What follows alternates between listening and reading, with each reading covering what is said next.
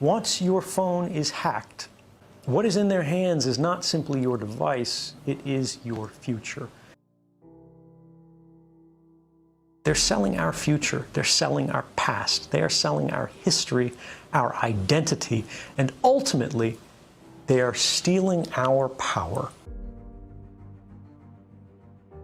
The screen may be off as it's sitting on your desk, but the device is talking all of the time. The question we have to ask is, who is it talking to? If I get a smartphone and I need to use a phone, I actually open it up before I use it. Anything you can do on that device, the attacker, in this case the government, can do. Before 2013, if you said there's a system that's watching everything you do, the government is collecting records of every phone call in the United States, even for those people who are not suspected of any crime, it was a conspiracy. Yes, there were some people who believed it was happening. Yes, there were academics who could say this was technically possible. The world of 2013, we suspected, some suspected that this was happening.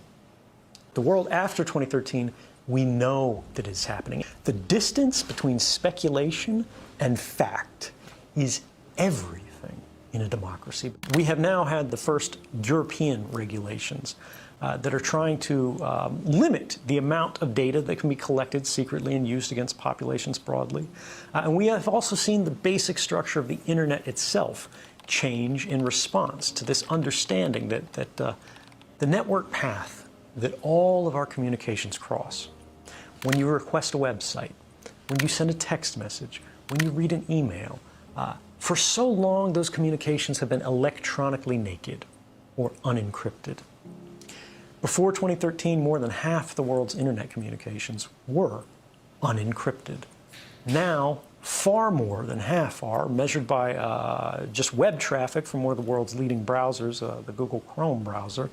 The entire world has changed in the last few years. It hasn't gone far enough. The problems still exist. And in some ways, they've gotten worse. But we have made progress that would not have been possible if we didn't know what was going on. Hacking has increasingly become what governments consider a legitimate investigative tool. They use the same methods and techniques as criminal hackers. And what this means is they will try to remotely take over your device.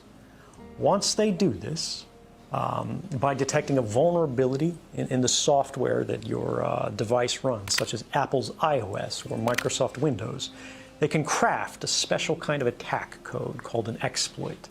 They then launch this exploit at the vulnerability on your device, which allows them to take total control of that device. Anything you can do on that device, the attacker, in this case the government, can do. They can read your email, they can collect every document, they can look at your contact book, they can turn the location services on, they can see anything that is on that phone instantly and send it back home to the mothership. They can do the same with laptops. The other prong that we forget so frequently is that in many cases they don't need to hack our devices. They can simply ask Google for a copy of our email box, because Google saves a copy of that. Everything that you ever typed into that search box, Google has a copy of.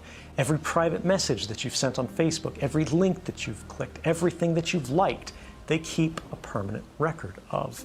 And all of these things are available not just to these companies, but to our governments, as they are increasingly deputized as sort of miniature arms of government. What about enabling your microphone camera?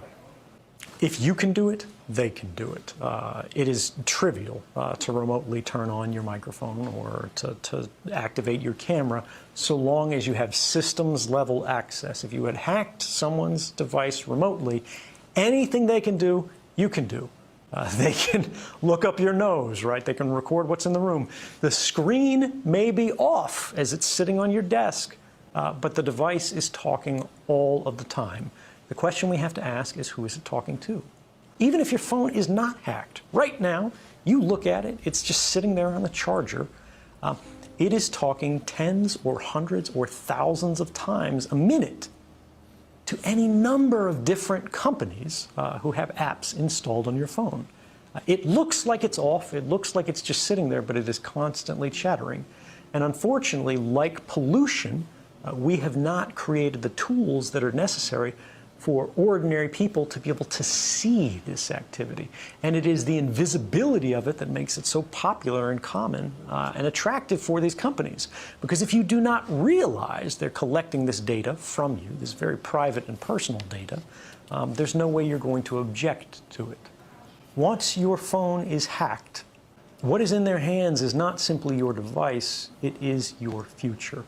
But we see how these same technologies are being applied to create what they call the social credit system. If any of your activities online, if your purchases, if your associations, if your friends are in any way different from what the government or the powers that be of the moment would like them to be, you're no longer able to purchase train tickets. You're no longer able to board an airplane. You may not be able to get a passport. You may not be eligible for a job. You might not be able to work for the government. All of these things are increasingly being created and programmed and decided by algorithms. And those algorithms are fueled by precisely the innocent data that our devices are creating all of the time, constantly, invisibly, quietly, right now. Our devices are casting all of these records that we do not see being created, that in aggregate seem very innocent. You were at Starbucks at this time. You went to the hospital afterwards. You spent a long time at the hospital. After you left the hospital, you made a phone call. You made a phone call to your mother. You talked to her until the middle of the night. The hospital was an oncology clinic. Even if you can't see the content of these communications, the activity records, what the government calls metadata, which they argue they do not need a warrant to collect, tells the whole story. And these activity records are being created and shared and collected and intercepted constantly by companies and governments. And ultimately it means as they sell these, as they trade these, as they make their businesses on the backs of these records, what they are selling is not information. What they are selling is us. They're selling our future. They're selling our past. They are selling our history, our identity, and ultimately, they are stealing our power and making our stories work for them. If I get a smartphone and I need to use a phone, I actually open it up before I use it. I perform a kind of surgery on it to physically desolder or sort of melt the metal connections that hold the microphone on the phone. And I physically take this off. I remove the camera for the phone, and then I close it back up, I seal it up. And then if I need to make a phone call, I will attach an external microphone on it. And this is just so if the phone is sitting there and I'm not making a call, it cannot hear me. Now, this is extreme. Most people do not need this. But for me, it's about being able to trust our technology. My phone could still be hacked. My laptop could still be hacked. And just as I told you before, the same principles apply to me. If it is hacked, they can do anything to the device that I can do. So my trust in technology is limited.